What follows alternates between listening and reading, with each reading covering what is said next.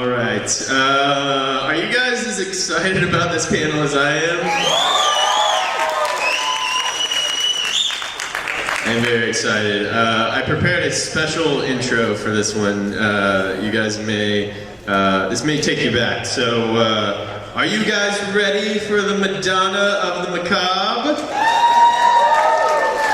The Mistress of the Dark, the personification of instant gratification, the video vixen who brings all the tricks in. I did not write these, I took these from the show verbatim. This is my favorite, the sassy lassie with a classy chassis. Yours ghoulie, give it up for Elvira herself, Miss Cassandra Peterson.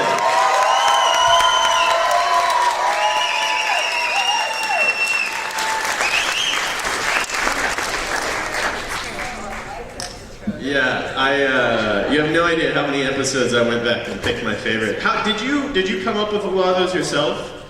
You can hear. Yeah, because each episode kind of had a unique one, and I would imagine the links you guys had to go to come up with a new one every time. Oh yeah, those started back in the beginning when the director Larry Thomas started in the local market in Hollywood, and every week we were just racking our brains. The gal with the. Oh my God. You're making him right now, you just said racking your brain. This is a pun right there. There you go. Yeah. So talk about, just from the beginning, how you kind of got your start. You were in Groundlings, which was very cool. Yeah, I was with the Groundlings, which is a comedy improv group in LA. And I don't know if you guys are familiar with them, but practically every member of Saturday Night Live has come out of the Groundlings. And I was with them, and it was kind of a character, we developed a lot of characters in that. I didn't really have a character, really, at the Groundlings. I was in there with Pee Wee Herman, Paul Rubens, and Phil Hartman, and at the same time, Lorraine Newman had just gone to do this brand new show nobody had ever heard of. It was Saturday Night Live. And I was like, oh wow, I hope that works out for her. It did. And what was I doing? What was I talking about? I'm like going off on the whole thing. Where were we? I was in the Groundlings. Yeah. So I didn't really have a specific character. I was the Groundlings sex symbol. I played all the hookers, the showgirls, the strippers, the gun malls, that kind of character usually. And anyway, I heard about a local television station in Hollywood. Luckily, it was in Hollywood, right? Yeah. A local television station in Manhattan, Kansas, or something. Wouldn't have worked out as well, I can tell you. So anyway, I heard about a station looking for a horror host, and a friend of mine brought the director in, and their old horror hosts, Seymour. I don't know if anybody ever heard of Seymour. He was the horror host in LA at the time, and he had passed away, so they were looking to replace Seymour. And they auditioned everybody in the whole world. They put an ad in the LA Times. Just don't ever do that.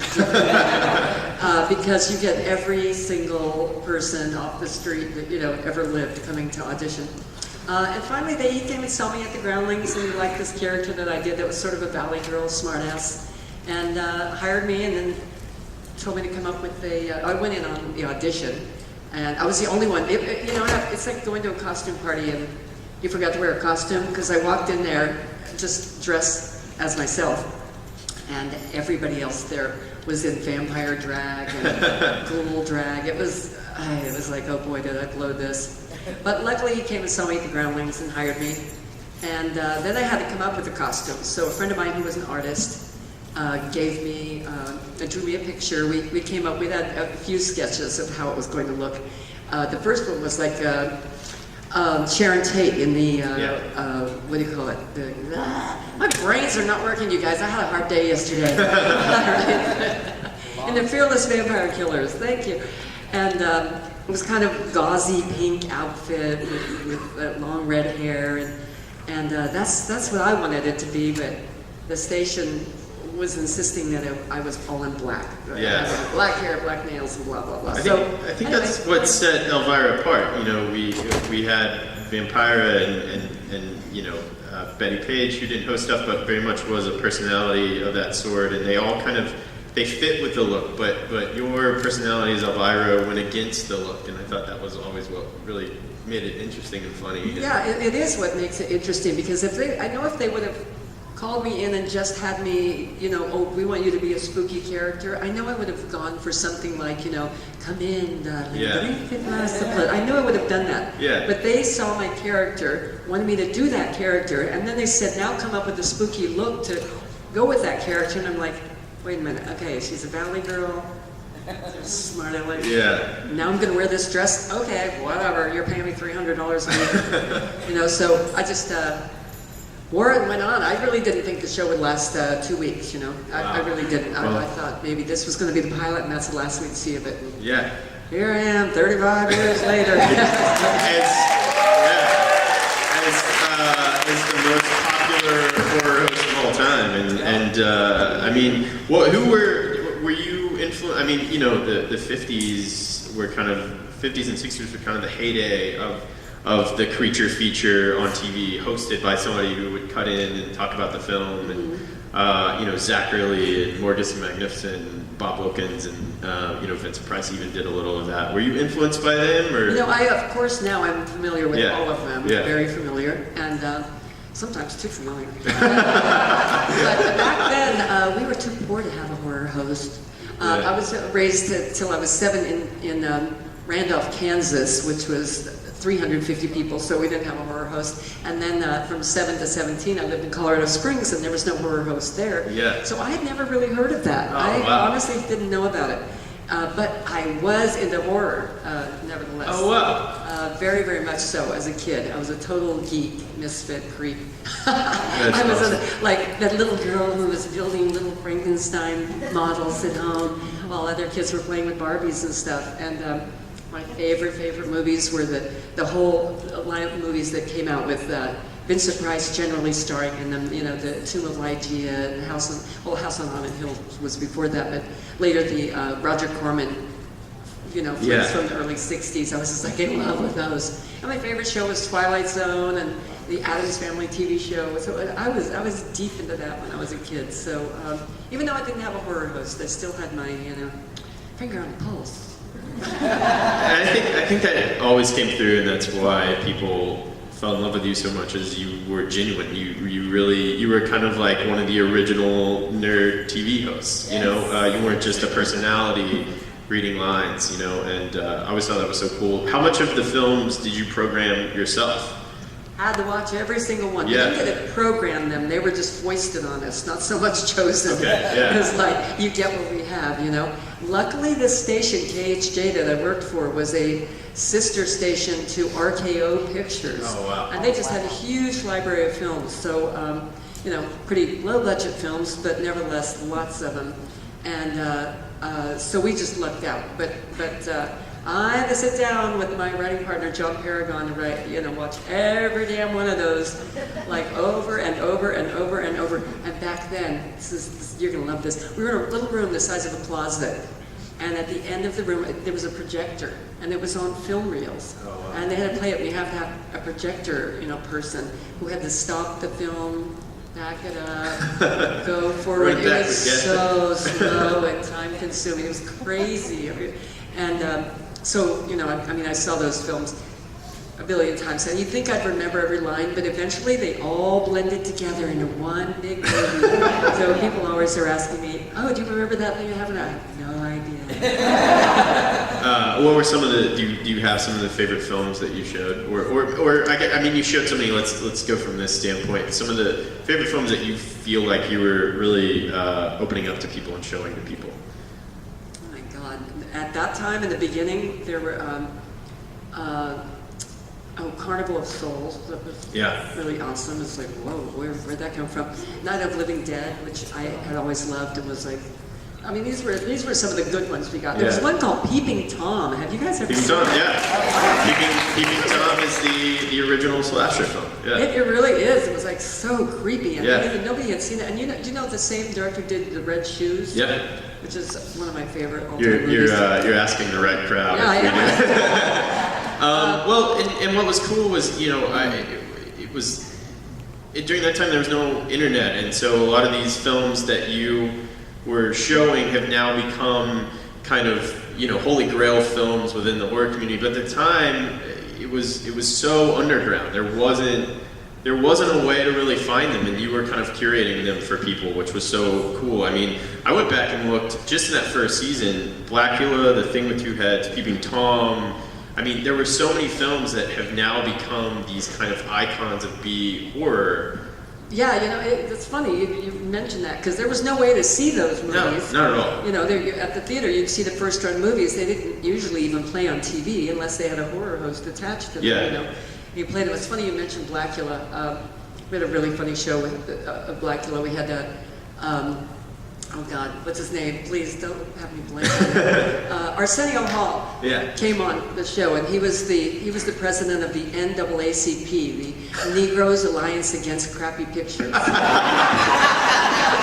And he came on the show. He just was like, he said, "I'll never live that down." Every time I see him, but it was very funny. We did little sketches about that movie, but we were able to do little sketches, and I had so many celebrities on my show back then. It was crazy. Yeah. I mean, and no money, because we had no money to pay them. No money, zero. We had Vincent Price, John Carradine, oh my God, Cheech Marin, Cheech and Chong, Lorraine Newman, lots of Groundlings. Pee Wee Herman came on a million times. He's actually, I did a 3D broadcast, and John Paragon and Pee Wee, Paul Rubens, were my two best friends, and so they sang backup on the album, on the song. And we did it, we recorded it in my bathroom, standing in my bathtub.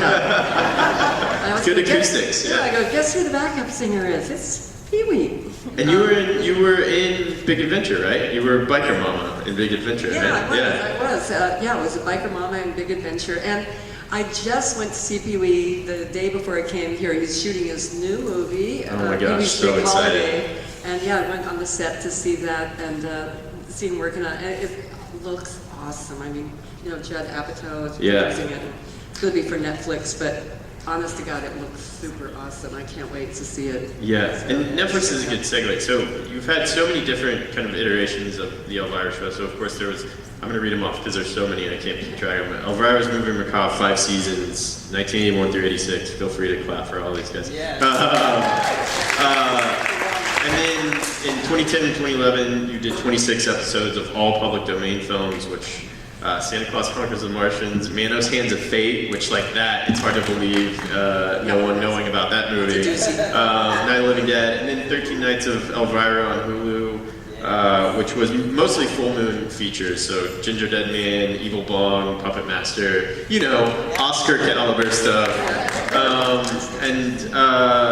and you did Elvira's Horror Classic. So you figured out a way to kind of evolve this show over the years. I've also done 10 video sets of video. Like home releases where they were double featured. I think Shout Factory did a couple of releases where it was special releases of the film, but you also had your kind of cut in. How have you kind of figured out how to evolve this and keep it, as time has changed and these films are more easily accessible and there's more people passing them around, so much has changed since you started. Strangely, they're not more easily accessible. Not to me, anyway. I can't afford them. They're expensive, and a lot of big companies like Universals have bought them up. They'll only sell them in huge packages, to me anyway. But it's really tricky to get a package of those films. I want the old, sort of bad ones, and then they'll be mixed in with good ones, and they'll be a fortune. Throw in a couple of good ones in a package, and you can't touch it, So it's been really, really tough to get these movies. I was lucky enough to get Charles Band on board for the Puppet Master and he produced Evil most of Bong, those. He produced all of those, so that was awesome to get those. They were just right up my alley. Is it harder to find films now that more people know about these films? Yes, it's harder. Because you want to surprise people and show them something they've never seen before. And I've hosted about every damn movie out there. I think so getting something new for a change is hard too. Something I haven't done already. So it's challenging. I'm working on new projects all the time, but trying to get the movies is the tricky part. How do you see the future of your show kind of evolving? Hulu was definitely a kind of step into the next generation. I loved Hulu because I didn't have commercials, so we could say and do anything. So that was awesome. And we had a lot of control over what we did and said. Nobody came in and told you couldn't do that or Yeah. say that. So the Hulu shows, if you guys haven't seen them, they're still on Hulu Prime. It's called 13 Nights of Elvira, but much more, you know, get away with a lot. Yeah, a little racier. Yeah, a little racier.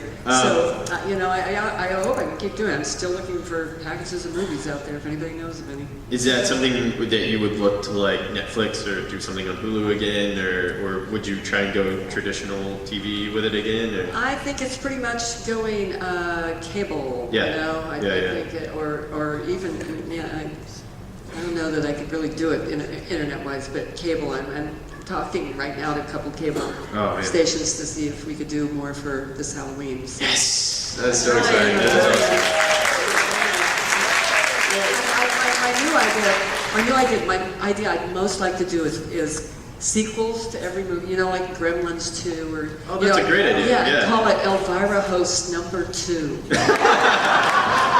So it'd be really funny to do like a remake series, but just do remakes of movies that you originally did, because there's so many of those out there. And there's so many remakes. So yeah. Well, and that was you always were very respectful of these films, but at the same time had no problem kind of poking at them and lampooning. How did you? I think that came from you just actually genuinely liking these films, because it's easy to get up and make fun of these films, but the way that I always looked at it, and the reason that I always loved these films, is because these people were not really trying to make a bad movie. They were trying, like Ed Wood set out to make the greatest movie he could make, and when you look at it from that standpoint, there's a lot of heart that went into that, and that's what really works for me, is when people really think they're making a good movie. Yes. Or sometimes they are making a good movie, but it was made in 1972, so it's bad anyway.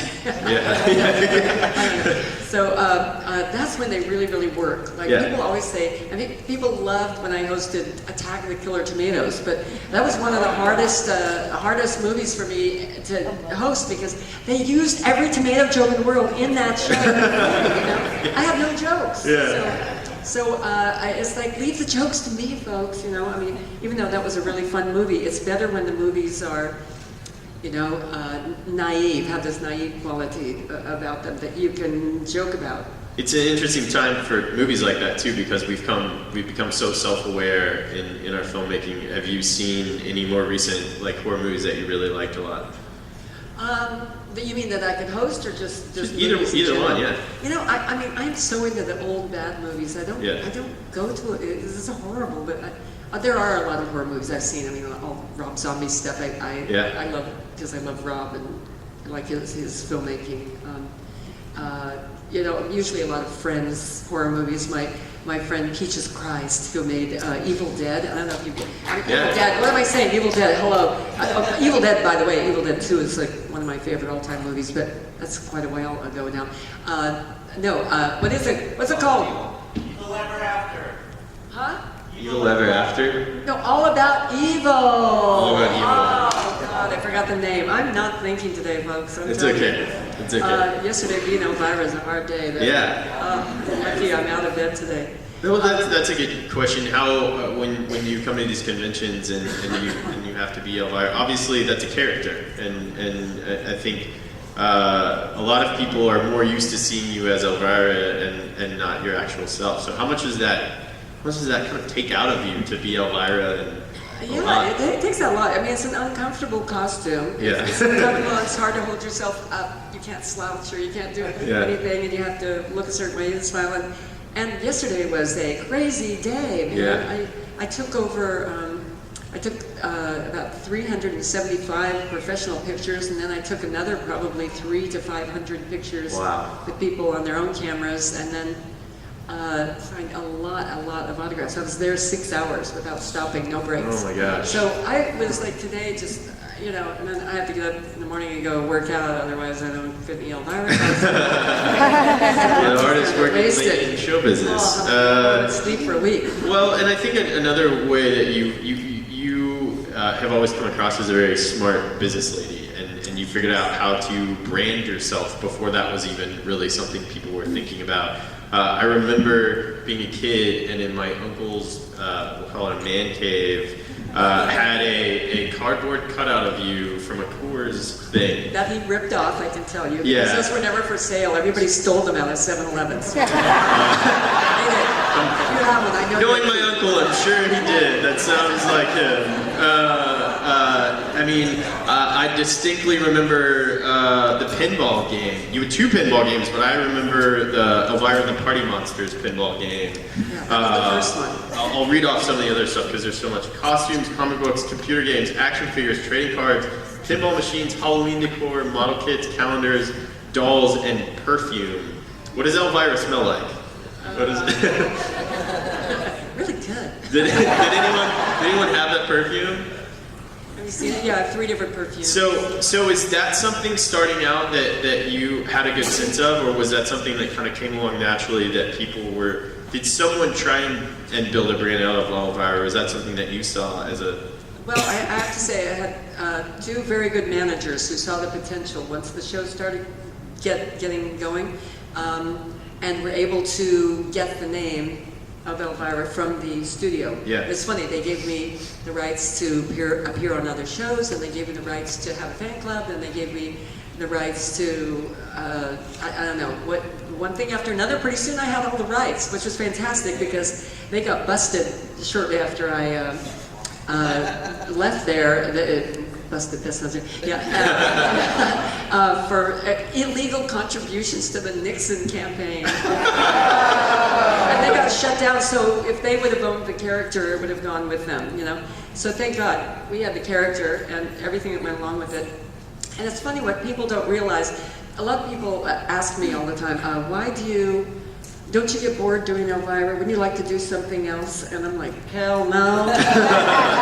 Because I own the character. When you see somebody like, say, Bill Shatner, being Captain Kirk, or Robert and Glenn, doing Freddy, both who I love, their characters are owned by studios. Right. So they can go out and sign autographs as themselves. They can't, dress up. I guess Freddy did recently Robert dressed as Freddy recently, but that was through Universal, and that meant that most of the money that he was making was going to Universal when he did that. But they can't sell their merchandise.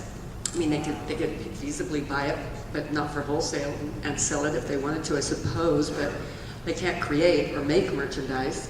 They get a cut, I'm sure, maybe, of their merchandise, hopefully.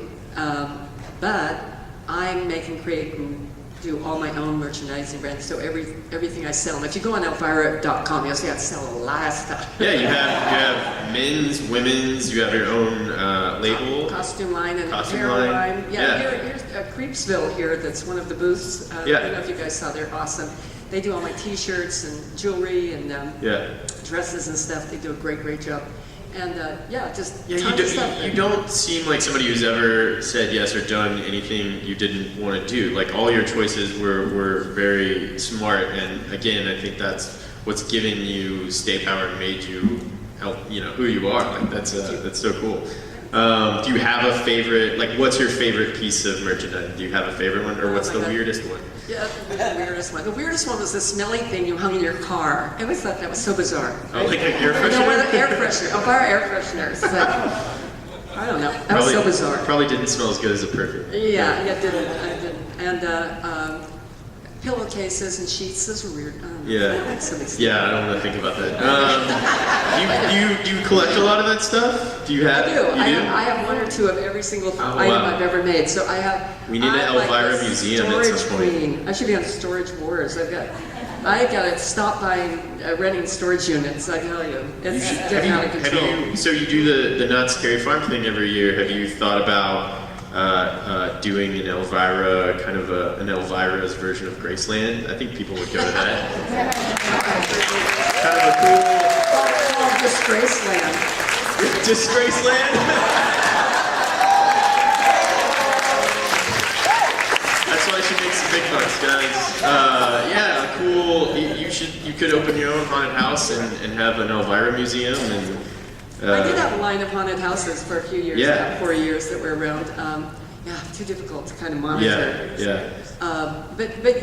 haven't thought of that, but I was like, you can have that idea. I just want to go.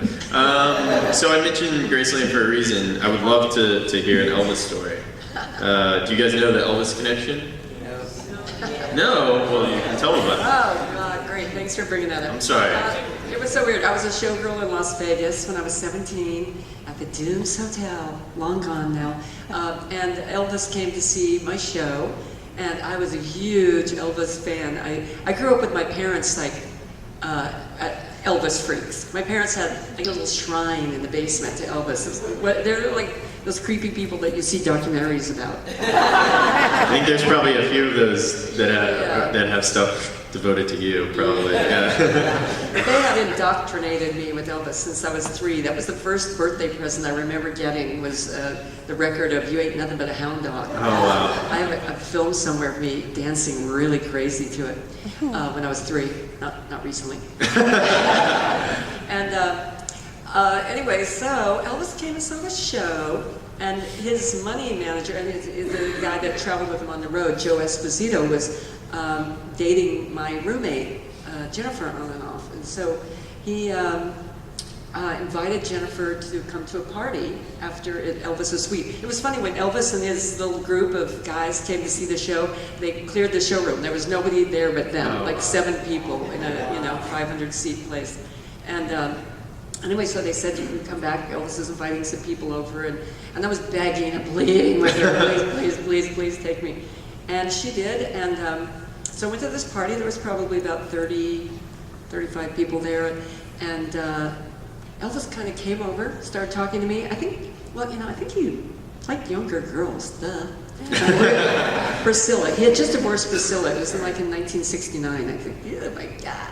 And anyway, he was 69 or 70, and he was just getting divorced from Priscilla, and he just kind of glommed onto me. We just started talking about everything, about religion and numerology and this belt he had just gotten from President Nixon, and we just had this fantastic time when we hung out and talked and sang at the piano. He told me I should get out of Vegas. I was too young to be there. It wasn't a good place for a young girl. Showgirl wasn't a good gig for me, and I was like, but it's my dream, come true. And he was like, no, let's stay here. And he said, go out, and we sang together, and he said, go out and get some vocal lessons. You have a good voice. You should, start singing. And I was like, really? You're kidding. I mean, coming from Elvis, I believed it, Yeah. So, and we made out a little bit. And anyway, so then, but I was 17, and I think they all figured that out. Yeah. Best, my age thing. So anyway, so I left. I left about 10 or 11 the next morning, and then went to vocal lessons. Like immediately, just like, okay, I'm getting voice lessons, and started singing. And within a month, I got a part in my show in Vegas. Wow. Singing. I was singing that. A show, it was called, this number was called The Lesbian Number, and I sang A Good Man Is Hard to Find.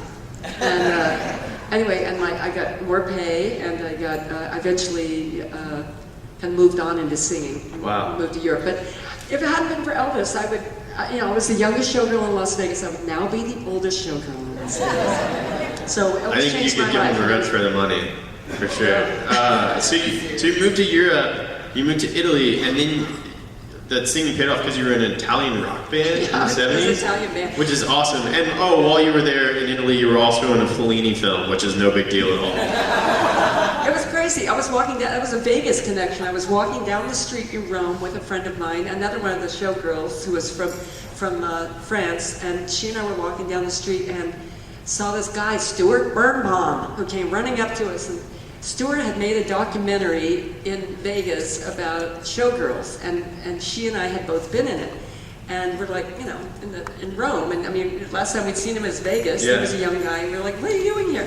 And he said, I'm a student director with Fellini on this new movie. And we're like, oh my God. He said, do you want to meet Mr. Fellini? And we're like, do we? So took us over, introduced us, and right there, Fellini said, hey, would you like to both be in the film? And we're like, yeah. And the next thing we know, we worked like 30 days on the film. I mean, we were both extras, but it was so awesome just being there and being on the film and meeting Fellini and talking to him. He was wonderful. He was such a sweet guy. He was kind of like this roly-poly, jolly Italian guy. And, I had this sort of like scared to death of him. I thought he was such a freak. He was such a nice guy. And then Yeah, got to work in the film. I'm like a flash across the screen in the movie Roma. You see my red hair kind of flying by when we ride motorcycles around the Piazza d'Espagna.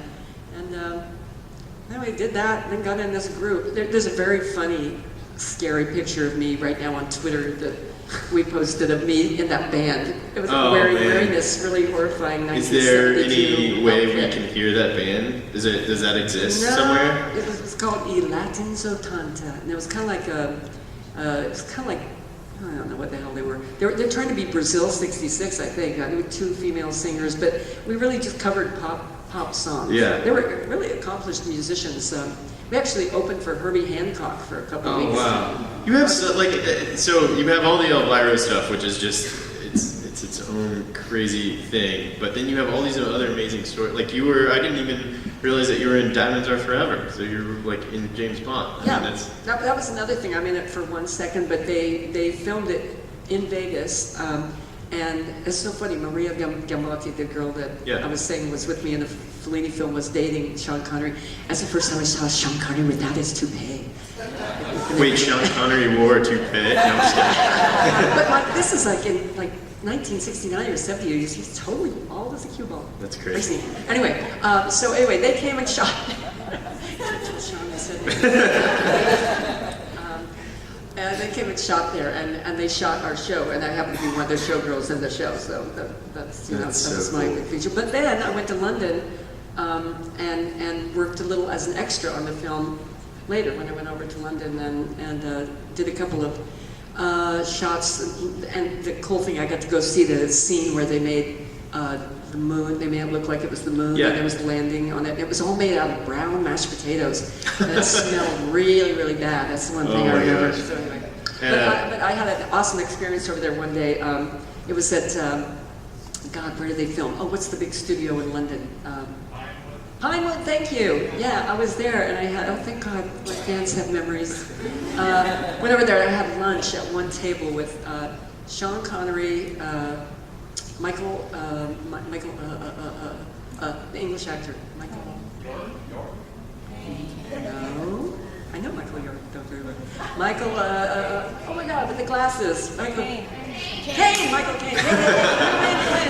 Yeah, Michael Caine, Tony Curtis, Sean Connery, and who else on the table? Oh, to be a fly on that wall. Yeah, Cubby Broccoli, who was the producer of all the films. And he told me the story about how his family invented broccoli. Which is a true story. It's a true story.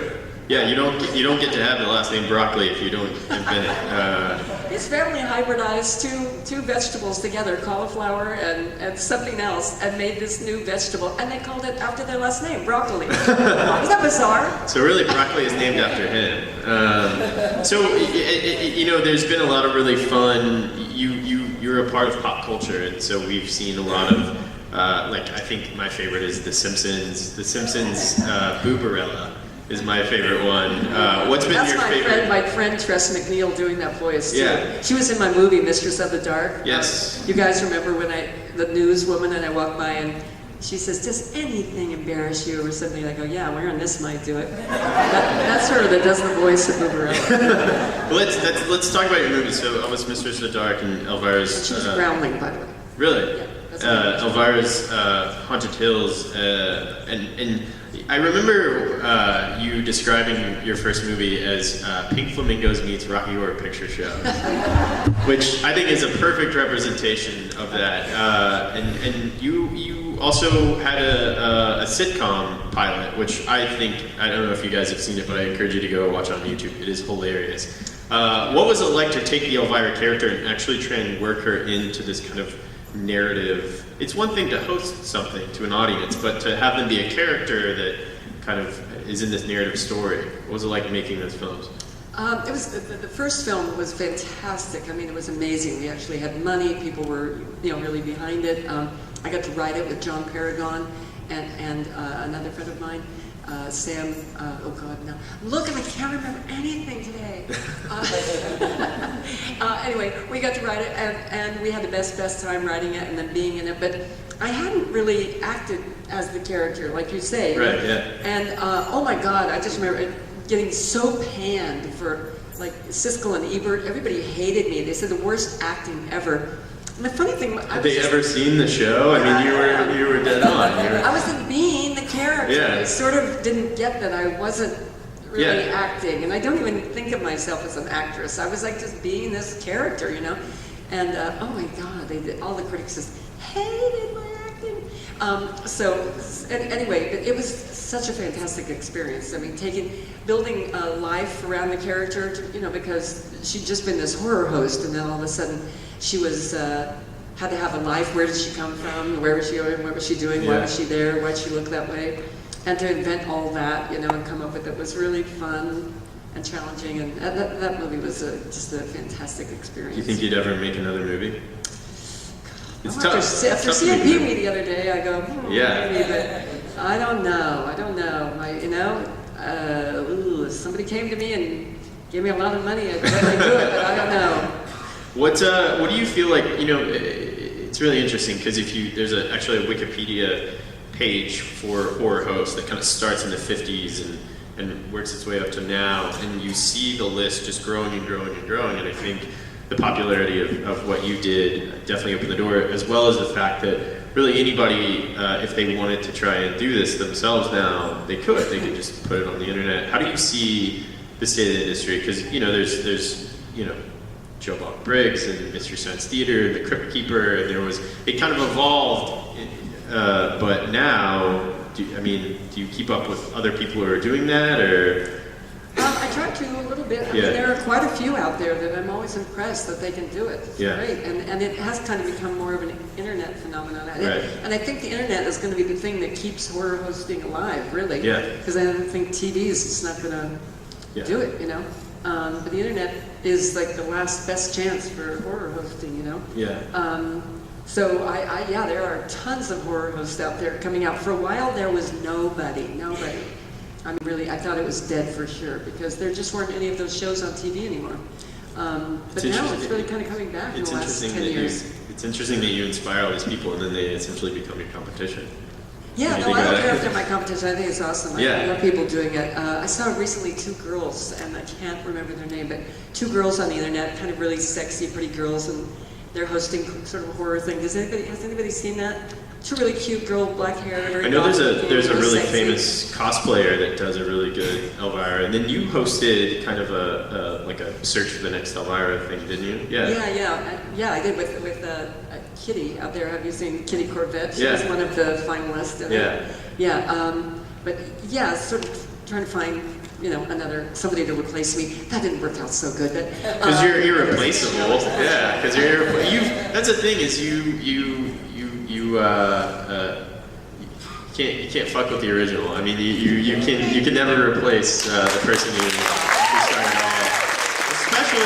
Especially when that person has figured out how to constantly evolve, and you're always one step. It's like the way I look at it is like George Romero making zombie movies. I mean, that guy, he's the grandfather of the zombie genre. We wouldn't have it without him, and then that has become a very popular genre, and he's had to figure out how to stay relevant and stay one step ahead, and I think he has. Let's open it up to you guys. I'm going to ask you one more question. It feels appropriate since his daughter is here. I would love to hear about being friends with Vincent Price, because that's something that came about from you being a fan and showing his movies. Oh my God. Right? His daughter's here? Okay.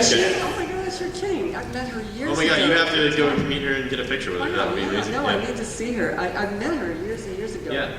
Oh my God. Well, he was like my idol growing up. I mean, I just loved him. I just adored him.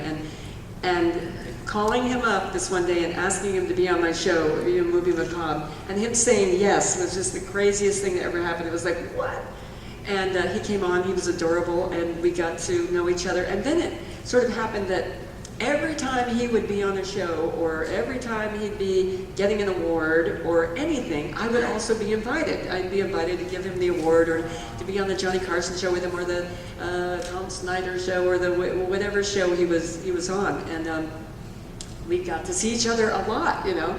And then I just, I adored him. I mean, I was just, you know, glomming onto him. But he was so sweet to me. He was a doll. And I always told him he missed his calling as a comedian. Oh my Because he was God, one of yeah, the it's funniest hilarious. damn guys I ever met. I mean, he kept me in stitches every time I was with him. He was adorable. He just, you know, for his character that he played, he was always just very kind of still and had that whole thing. But it was funny to see you guys, like there's an episode of Johnny Carson when David Brenner was hosting for Joan Rivers, who was hosting for Johnny Carson, and you guys are on together, and it's one of the funniest episodes. And he's so animated and like opening his jacket, you know. Oh my I gosh. say something like, I just loved you in those Poe movies, and he goes, yes, they were Poe, Elvira, Yeah. very, very Poe. And he was just, an adorable man. And we exchanged letters back and forth. And I've heard that one of the letters from me to him is in the Smithsonian Institute. Oh, wow. That's what someone told me. I haven't That's amazing. seen it personally, but yeah. And then when he got ill, it was really sad. And I was sending him different advice and doctors and things Yeah. for the particular condition he got. And yeah, it was really a bummer, but meeting him, it was like just fulfilled one of, you know, my big childhood dreams, and becoming friendly Friends with with- him. Yeah, I even became friends eventually with his wife, Coral, who was like, she was very scary. You know, you approach Vince and she'd be, what do you want? You know. And finally she became very much easier and softer. She got that I wasn't trying to pick him up, I guess. I don't know. She was threatening. It was so funny, and she became, you know, a friend too, and they were just adorable. Wow. Adorable. Oh, and he taught me how to make cook fish in the dishwasher. All right, well, you can't say that and not tell us. It sounds Wrap disgusting. your piece of fish in a piece of aluminum foil. He told me he does it all the time. And we used to do it. Wrap your fish in aluminum foil, and then you put it in the dishwasher and run the whole cycle along with the dryer, and then you take it out and it's cooked. Wow. You put seasoning and stuff in it. If you guys have questions, we'll go ahead and have you line up right here. That's the easiest way to do it. Hi, sir. What is your name? Hi, Daryl. Is that microphone working? Oh, hold on. Can't hear you. There we go. There you go. 2 days in a row I got in trouble. First of all, it's an honor to be up here and to meet you. Oh, thank you. Second time I got to see you.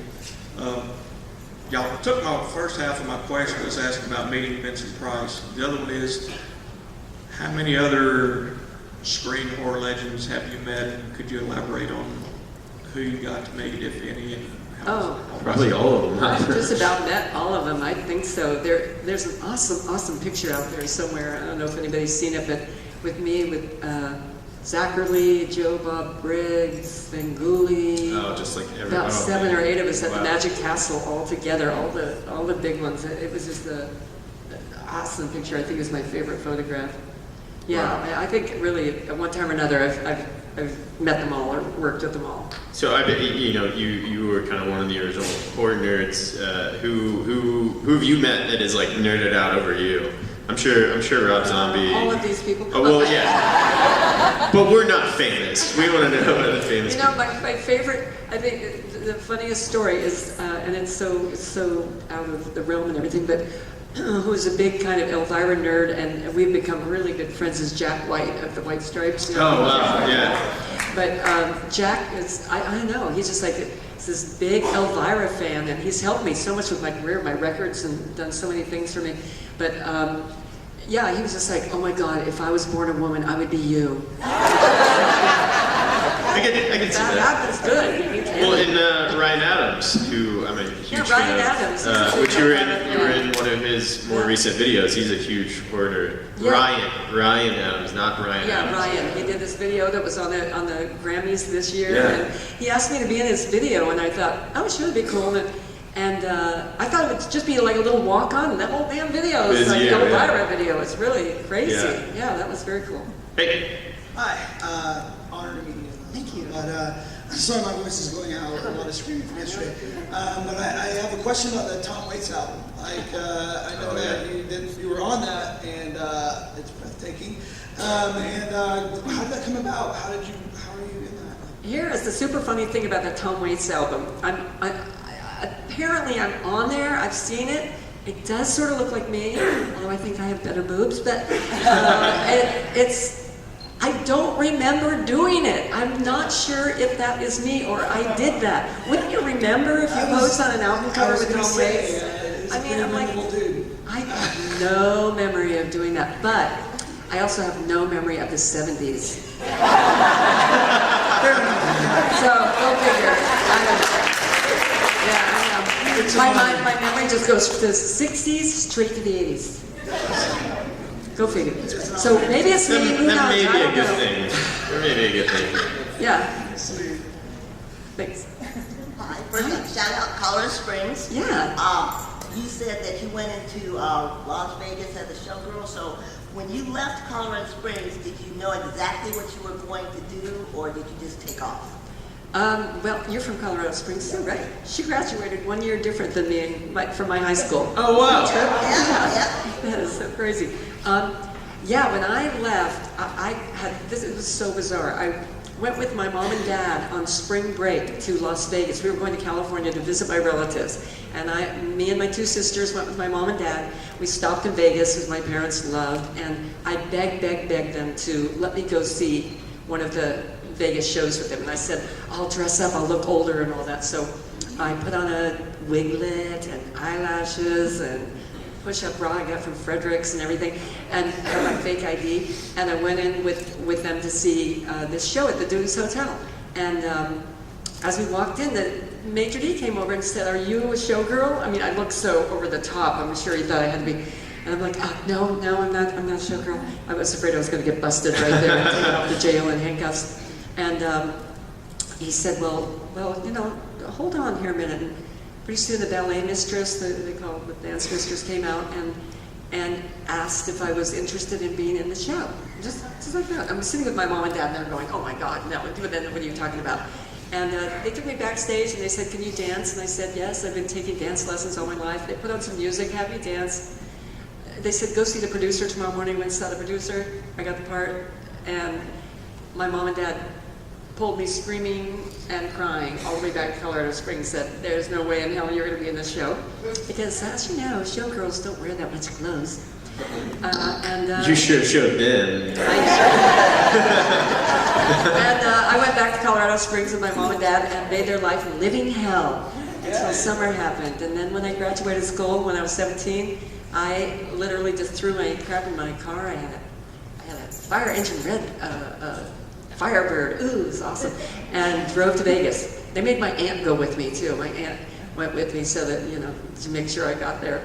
And and I started rehearsal on the show in the following September. So they ended up, you just basically said, "I'm going to do this," and they let you go.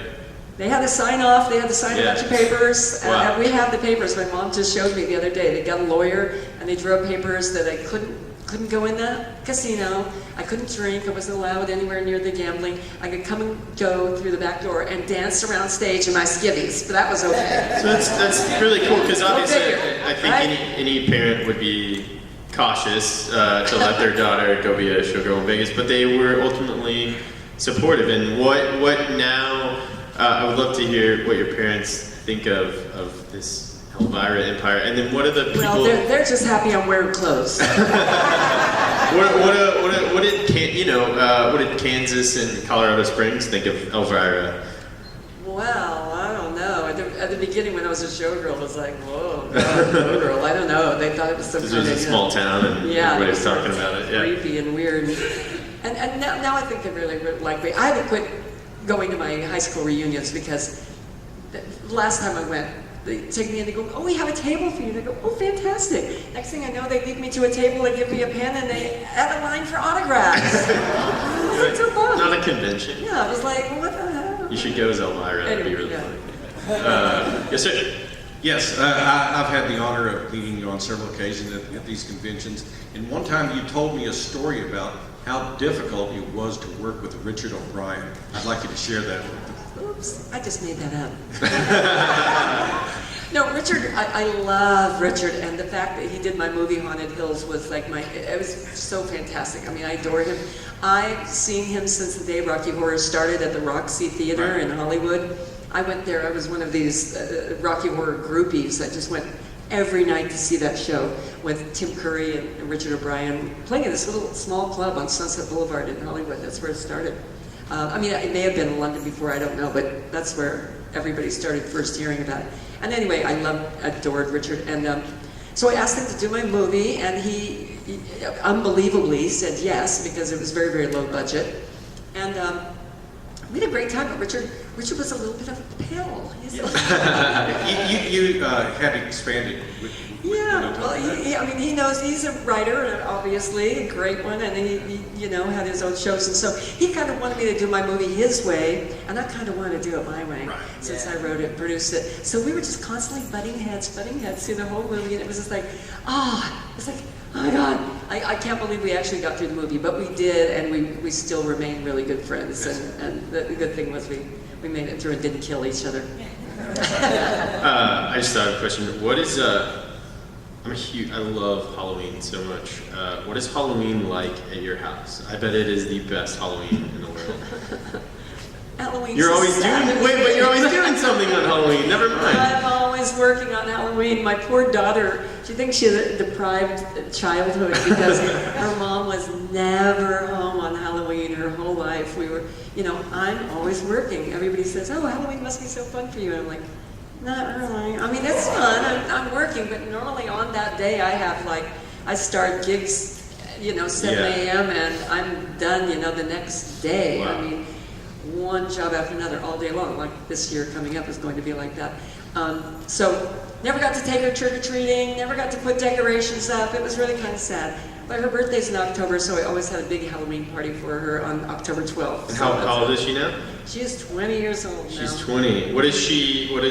I'm sure she kind of now can look back and understand the whole... No. No, she can't. She's still young. That's my mom. Yeah. She's just like, she's like, wants to be a musician. Everybody says, oh, is she going to be Elvira? No, wait, not interested anyway, but she's into music and plays the guitar and sings. Oh, great. So cool. Awesome. Very busy getting piercings and tattoos and shaving her head. It's awesome. She's into the whole thing. Awesome. Yes, sir. Oh, super cool shirt, by the way. That's awesome. Thank you.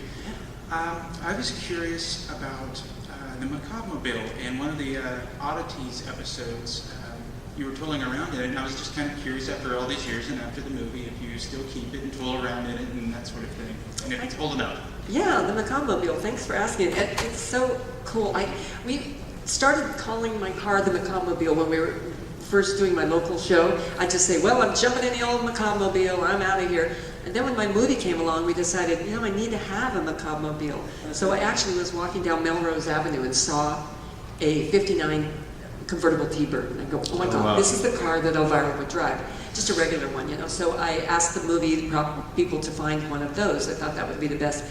And found out that they were super, super, super expensive, way above the budget. So they found one that had a hard top, and they just chainsawed the roof off. Then when the movie, then it was really just a prop car. It didn't run. Whenever you see my car going along on the street in the movie, it's being towed. It's being pulled. Yeah, it didn't run. It ran like a little bit, but just for a moment or two. I always loved that it was that car. It wasn't just like the expected hearse or something like that. Yeah. Like it was such a great, it just went. Yeah, I know. I just go, this is Elvira's car. Yeah. So we decided, you know, to put the upholstery in and the spiderweb grill and all those little things to it. And then when the movie was over, I stupidly did not buy the car or ask for it. It was a piece of junk. You couldn't drive it. It was really, really a piece of junk. So years later, several years later, this woman came to me, Lynn Goldsmith, who's a very famous rock photographer, super famous, and she said, I have your car. Did you know that? Wow. And I was like, no, and she goes, and I'm moving to New York where I don't need a car. Would you like to buy it? Oh. So I got this great deal on this incredible piece of crap that she had like driven for 10 years in the rain. It was so messed up, but it was drivable. So I spent like about $36,000 to have George Barris redo the whole thing. Yeah, who's the car? And he redid the whole thing, and then more recently we had Danny Coker from Counting Cars. Did any of you guys see that episode where they redid it again? And now I have driven it. I mean, I've driven it for years and years, and kept it in my garage and driven it often. But it's now in the Hollywood Museum in LA, in the Max Factor building, and it's right next to Pee-wee's bicycle. It's kind of cool. There you go. All right, you're gonna be our last question. I'm sorry, we have to get Cassandra back to her table, but she'll be here, so you can go see her table. So yes, last question, big moment. Don't mess it up. This better be good. This better be good. I hope it is, but So it's funny that you mentioned the perfumes because I do have all three of them and a bit of a perfume guru. And so when I found them through Demeter, I was really excited and just the description and the notes and everything. And then I got them and they smell so unique and you really couldn't find something like that anywhere else. And so I was just wondering how involved are you in the creation and choosing what to put in the perfumes because there's a lot of really unheard of notes that are in them. Yeah. And do you ever plan on making men's cologne? Men's cologne, I don't know. I'd wear it. I don't know, but no, the perfume was fun. They sent, they didn't accept the fragrances and did that, of course, because I can't do that. But they sent me. I had to smell so many colognes. It's really, really hard to just smell one after another. You have to smell coffee and stuff in between, But I picked out the fragrances from many, many, many that they gave me. And then we were also responsible for the art on the bottles. I was, and my little team there of artists, and so yeah, we did major thing on it. So yeah, I was very happy to have a perfume. I don't know if any of you were old enough to remember. I had Evil perfume, way back in the day, mid 80s maybe, and that was a huge success. So we were kind of capitalizing on that. Yeah, if you have a bottle of Evil now, don't open it. All right, I'm going to be selfish. It's really quick. Take the last question. Thank you. What ever happened to the red couch? Oh, I have got the red couch. Okay, thank God. Okay, thank God. Thank God. It's also in the Hollywood Museum, along with one of my first costumes and the wigs and the red couch and several other artifacts from my movie and everything in the Hollywood Museum on Hollywood and Highland. Oh, wow. So yeah, if you're ever out in LA, check You it can out. go It's a really visit. cool museum. But I have it and I use it all the time. I have to go in there and pull it out for every show that I do. That's I always great. use that. And I reupholstered it finally. It got all wrecked up in a show in that Search for the Next Elvira. It got all torn, but finally reupholstered it. And I'm thinking I'll sell little pieces of the old original. I'm sure you'd have a few buyers here. Well, you could probably find that on her website. She has tons of stuff on her website, and then you're on Twitter, Facebook, anything else, all that stuff? Yeah, Twitter and Elvira.com. Just check that out and see what's coming up. And I have a few things in the works. I have a TV show, one episode of a reality show that'll be around Halloween, and I'm doing I'm working on an animated project right now, which I'm really excited about. We haven't seen that, Elvira animated. There we go. Yeah, that's the way to go, right? Yeah, awesome. No All right, huge round of applause